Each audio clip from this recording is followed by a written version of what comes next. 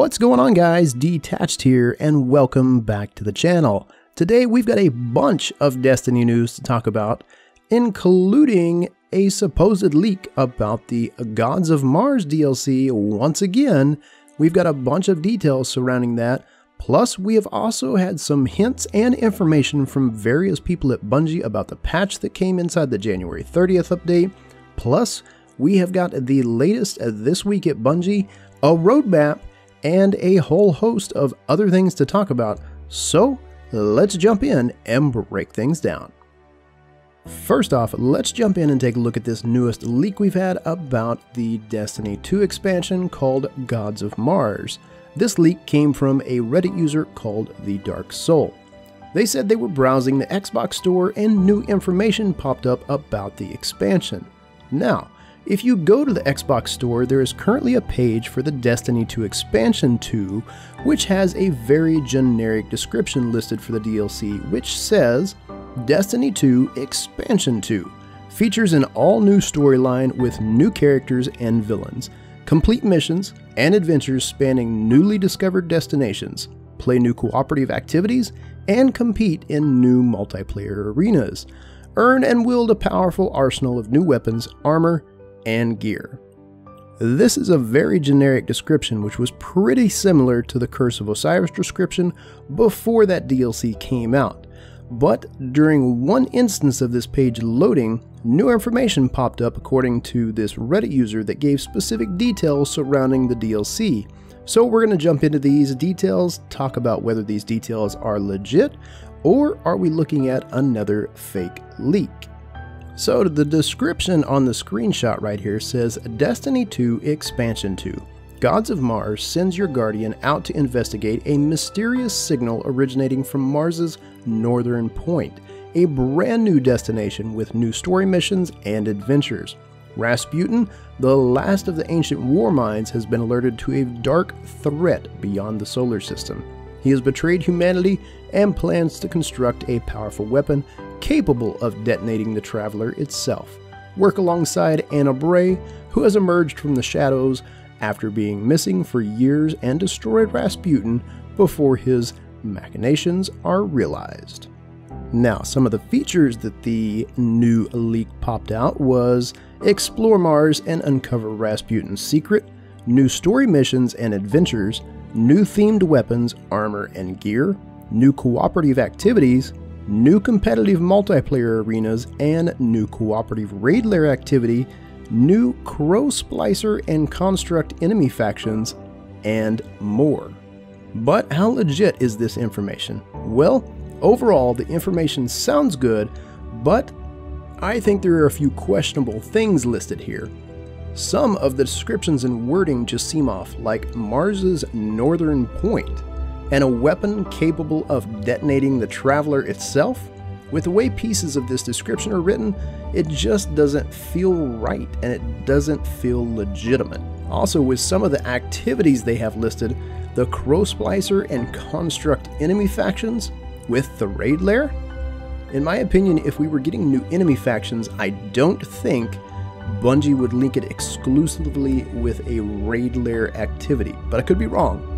But from a story standpoint, some of the information does sound pretty legit, but it's those few moments and items that we have listed here that make me question the legitimacy of this leak. It just doesn't sound right. Now, the webpage image where this information came from, it does look legit and it does look the part, so we're going to have to see whether any of this info comes to pass with Destiny 2's second expansion. I'm curious to see what you guys think about this leak and the info provided though. Next up, we have a Twitter message from a user asking Chris Barrett if we are going to get events like the Prison of Elders, Court of Oryx, and Archon's Forge back in game. Chris Barrett simply replied, yes. So this gives us hope that a new co-op based event coming in the future, and hopefully in these next updates, which is more than likely going to be expansion content. And on the subject of new content and updates, Bungie gave us the This Week at Bungie, and included with that was our latest roadmap. Now, with this roadmap, it gives us the remaining updates still coming for Season 2, and it gives us a brief recap of the Season 3 content that will be coming. Now, our latest patch that was just put through, the 1.1.2, was the Masterworks update. We've got the new armor that has the Masterworks on it, we've got the raid reward improvements, the Prometheus lens buff that was fixed, we've got the new milestone fixes for flashpoints, we had the lost and found notifications, and a whole host of other things that were dropped as well. If you missed that update, check it out. It is out on the Bungie website under the 1.1.2 hotfix. Now, as for the February update, we finally have a date. It is February 27th for the update. It is 1.1.3, and they are calling it the Strikes and Social hotfix. We're going to be seeing the Nightfall Strike unique rewards. Now, is this going to be our strike-specific loot that we used to have? It's probably going to be a little different, but they do have quite a few things they're going to be fixing. Things like your fire team members on the destination maps, your emblems and your aura reworks. You're going to have things as your exotic repetition reduction fixes are coming in that patch as well.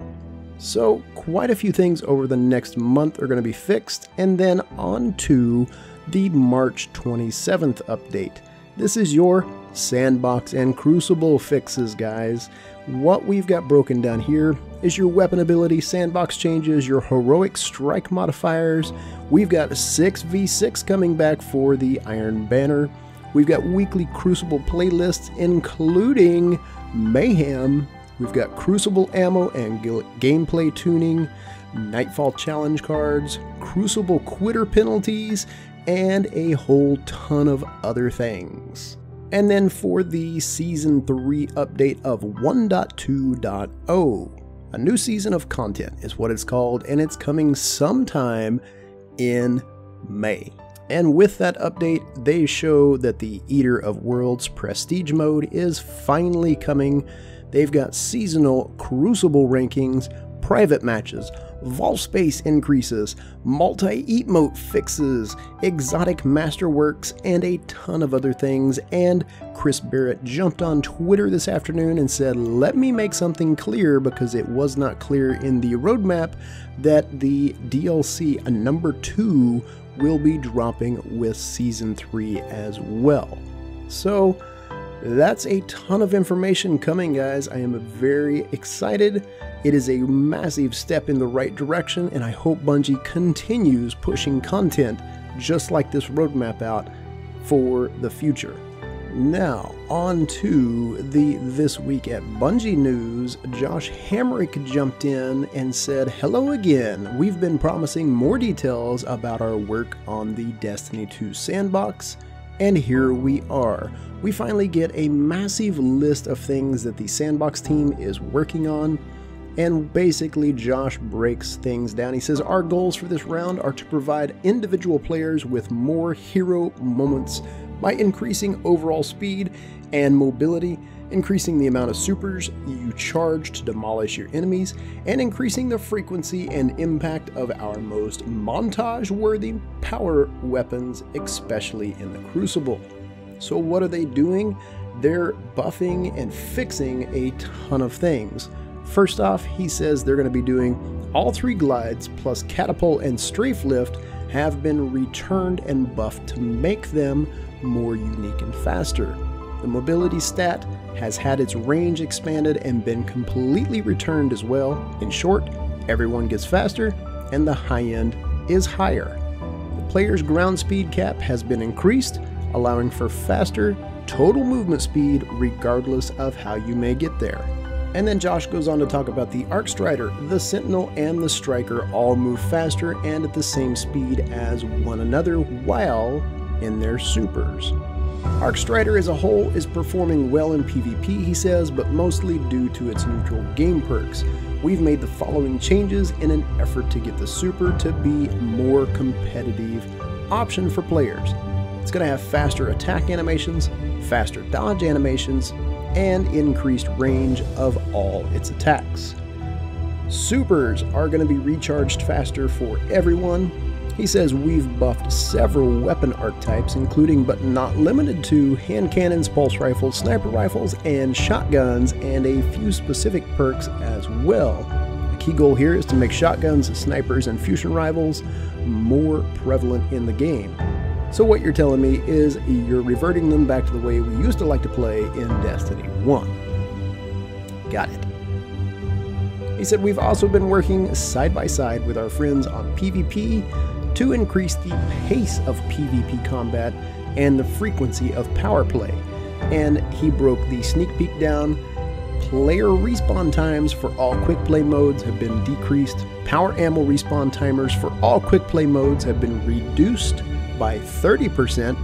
Power ammo respawn timers in survival have been reduced by 40%. Power ammo respawn timers in countdown have been reduced by 25%. And then he goes on to say ammo counts have been adjusted in relation to these timers and in relation to weapon type. Enemy players now drop their power ammo on death, and the dropped brick is available to anyone until picked up or 30 seconds have passed. So guys, a lot of really big changes coming to the PvP realm very soon, and I do like the direction. But as always, there are going to be changes in here that it just doesn't fit for everybody, but I really do like the changes that Bungie is making. And Josh goes on to say, finally, the shoulder charge changes that went in a couple of months ago have been fully reverted. And as you know, the shoulder charges movement, it was basically nerfed to the ground. It made it feel very awkward. It made it feel bad to actually hit someone with shoulder charge, so the movement was effectively a free dodge. The goal to the untargeted distance nerf was to discourage using the ability as a movement mode by making it only effective when using it against enemies. And Bungie says, in retrospect, we think this change was a mistake, and we've heard you all say the same. So they have reverted the shoulder charge back to its original state and the way it should have been. Josh does go on and mention sniper rifles. He says one final note that will be of importance to all the snipers out there. Many of you have rightfully complained that snipers flinch too hard when you're taking hits, especially as they are now power weapons. We've dug into this and found that somewhere along the way towards shipping D2, we acquired a bug that is preventing us from being able to successfully tune the values that we would all like. So Bungie is apparently going to have a hotfix later down the road that will fix this bug and allow snipers to hopefully one day rise back to their glory that they used to be, because I really personally miss snipers. I loved sniping in D1. And lastly, Josh goes on to mention that this is basically a first part in the series of a whole group of sandbox updates, and they hopefully are going to roll those out just like they have this one, with transparency and information flowing. They're going to be active on Twitter. So as these changes continue to solidify, he says, we'll have more to say. The next items on our agenda after these changes include the mod system rework, which we plan to use to buff ability cooldowns, and the exotic balance pass. And then he goes on to say, we're also continuing to evaluate Destiny 2's weapon slot system and how all of the different types of weapons in Destiny fit into the game, how they are being played, and what we can do to improve that experience. So expect to hear more from Josh and the team, definitely in these future updates. And he closes the letter with, until next time. Now, Bungie is doing a very good job of being out on social media lately. They are answering questions, and I definitely encourage the community continue feeding them your input. Now, on to the January 30th update that hit. There was a new piece that was reported for the XP that it takes to rank up. And with that being said, there's an API bug that was reporting XP requirements incorrectly for the rank ups. The correct amount required for each rank is 120k. Bungie says we're currently working on a hotfix to that API, So guys, what this basically means is if you are using something like the Destiny Item Manager, it is apparently showing the wrong amount of XP required for you to level up, but in-game, I think it's showing correctly, so hopefully they'll get that piece fixed for any of you guys that use the third-party applications. Also, during the January update, they did reduce the Lost Sector chest lockout from 10 minutes to 5 minutes, so they did cut it in half, and DMG stepped in on Twitter saying this is the first step in fully addressing Lost Sector throttles. We have another hotfix planned for February that will address the throttle in full. This goal of the change was to ease the pain in the short term. So it does look like they have a better solution that will be deployed in February. I can't wait because it's hopefully going to fix a ton of things. This roadmap does look really good. But that pretty much sums up the video today, guys. I'm very curious to hear your thoughts on the DLC leak, or the so-called DLC leak. Do you think that it's real? If so, let me know in the comments section. Hopefully we are going to get an exciting next few months with the roadmap and all the tweaks and the updates that are coming. And I hope that Bungie continues to pour out the information very transparently. Stay on Twitter. I hope you guys hear that because the community needs you guys to stay engaged, Bungie. But that pretty much sums up the video today, guys. I am very curious to hear your thoughts on the DLC leak, or the so-called DLC leak. Do you think that it's real? If so, let me know in the comments section below. Hopefully we're going to be getting an exciting next few months in D2 that are hopefully going to turn the game around. Bungie is doing a good job being transparent lately and really feeding information into the community, so I hope they keep that up. This week's at Bungie have been good, but be sure to let me know your opinions and thoughts on any of the topics in this video, and if you enjoyed the video, a like is always appreciated. If you're new to the channel, be sure to hit the subscribe button if you want to see more Destiny 2 content going forward, but as always, you guys stay awesome, and I will see you next time.